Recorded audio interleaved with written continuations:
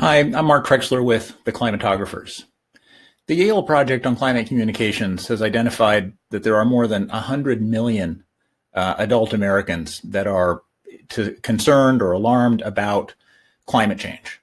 And this video addresses the question of, if you could activate those people, what would you actually want them to do in advancing the idea of climate change mitigation? Now, this video is the second, in effect, is the second in a series. The first video addressed sort of the question of how do you activate those people, and I'd encourage you to watch that if you haven't watched it. But if you do think that we could activate those people using some of the technologies that exist today, what would you do with them? And to begin with, would it matter? Now, when I talk to this or talk about this idea with a lot of people, the first question or the first comment is, well, there's really nothing those people could do anyway. Now, if we can't figure out a way to do something with 100 million people, then we're barking up the wrong tree when it comes to climate change. And, there's a huge literature out there telling people what to do about climate change. The irony is that most of that literature wouldn't have much to do with solving climate change. I mean, there's a huge difference between individuals doing individual things that may be great in terms of recycling and walking to work, et cetera, but those things don't do anything to cause system change, which everyone agrees is really what's necessary to tackle climate change. And so the question is, how could you make individuals matter to the idea of systems change? Now, I showed this slide very briefly in that prior PowerPoint, but didn't get into it very much. The idea here is that there are actually tons of things that people could be doing that could help encourage systems change. The challenge is to help people figure out exactly what it is that they could be doing most effectively at any given point in time.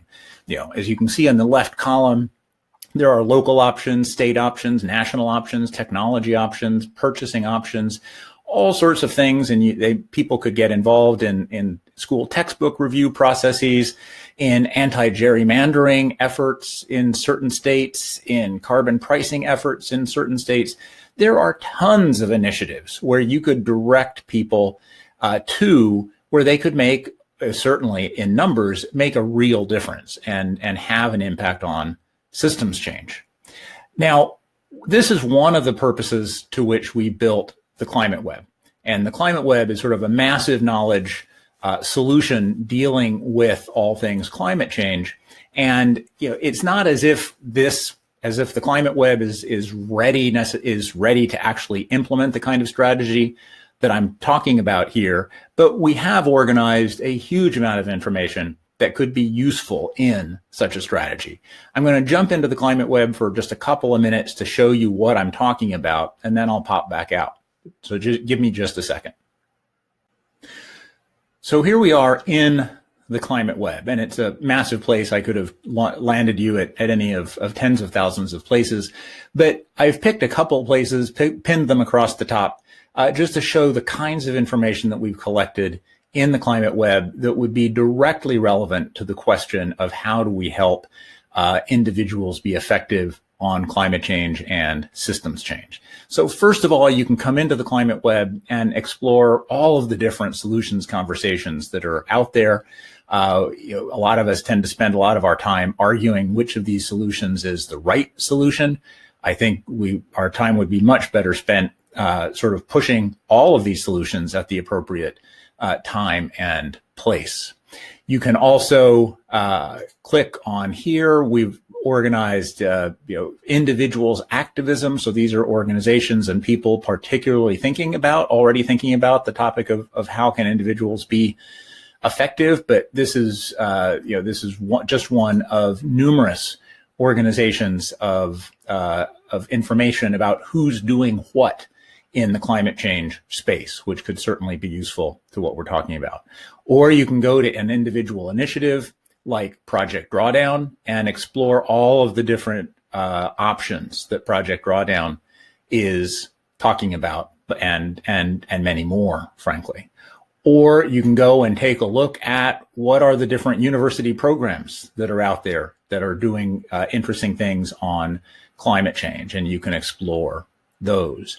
You can find out who the environmental groups that are out there. So just for example, the United States Climate Action Network membership, a couple of hundred different organizations, you can explore those.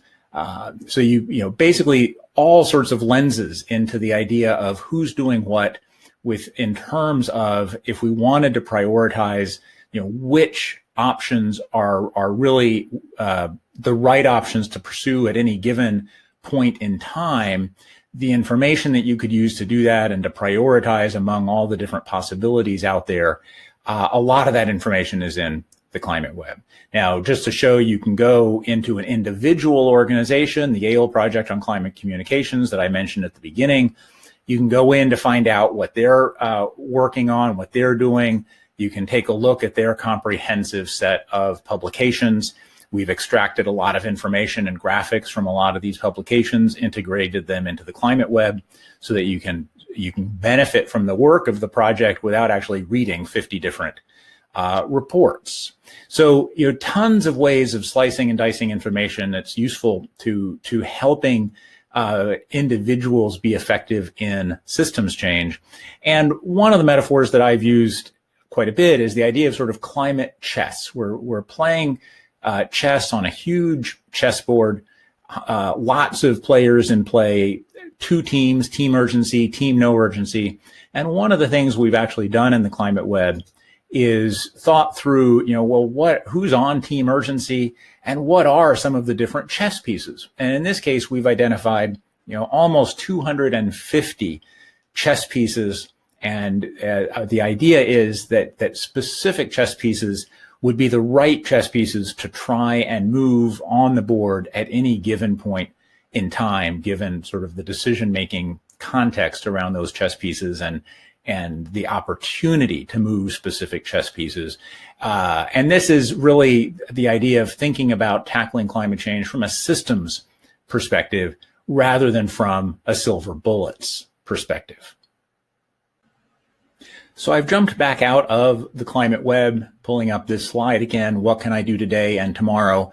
You know, how could we use all of this information and artificial intelligence technologies, other computer technologies to help people really be much more effective than they are likely being today? I think it's safe to say that out of the more than 100 million people that are receptive to these ideas, the number of people really maximizing their impact on climate change, you could count on a bunch of hands. And so we could do a lot better in this space.